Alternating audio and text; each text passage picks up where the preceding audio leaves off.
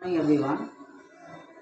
মই কেবি ল কলেজৰ ফাৰ্ষ্ট চেমৰ ষ্টুডেণ্ট হয়। আমি ল কলেজৰ গোটেই ষ্টুডেণ্টবিলাক একগোট হৈছোঁ কাৰণ জুবিন দাক শ্ৰদ্ধাঞ্জলি দিম বুলি আমি একগোট হৈছোঁ।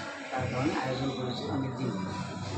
ঘটনা হ'ল কালি যিটো ছিংগাপুৰত জুবিন দাৰ লগত হ'ল, তাৰপিছত জুবিন দাৰ বিয়োগত আমি গোটেই অসমবাসী বহুত দুখত আছোঁ, কষ্টত আছোঁ। আৰু জুবিন দাই আমাক এৰি থৈ গ'ল। অকল আমাক এৰি থৈ যোৱা নাই, গোটেই অসমক এৰি থৈ গ'ল। অসমীয়া ভাষাটো এৰি থৈ গ'ল।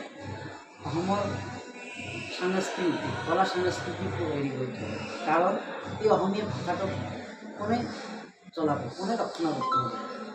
ৰক্ষণাবেক্ষণ দিয়া মানুহ এজনেই আছিলে, এইটো হৈছে জুবিন দা।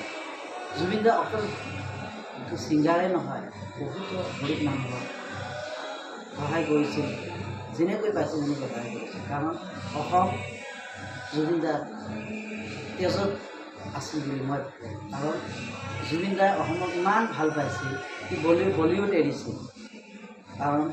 কাৰণ এটাই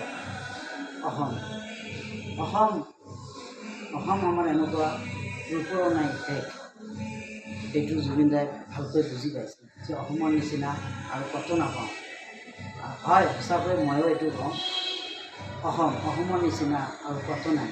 আমি অসমবাসী অসমৰ কাৰণে আছোঁ। আৰু এই জুবিন দা আমাক এৰি থৈ যোৱাৰ কাৰণে অসমীয়াই এটা সম্পদ হেৰুৱালে, অলংকাৰ হেৰুৱালে। আৰু এই এটা কালৰ অন্ত পৰিল। জুবিন দাৰ যিটো কাল আছিলে, জুবিন দাই অসমৰ কাৰণে যিখিনি কৰিলে, এইটো কালৰ অন্ত পৰিল। তাৰ কাৰণে আমি গোটেই অসমবাসী জুবিন দাৰ আত্মাৰ কাৰণে দোৱা কৰিম। তাক দোৱা কৰিম জুবিন দাই য'তে থাকক, আল্লাই যেন তাৰ আত্মা ভাল জেগাতে ৰাখে। তাৰ কাৰণে মই আল্লাহৰ কাছত এইটো দোৱা বিচাৰিছোঁ।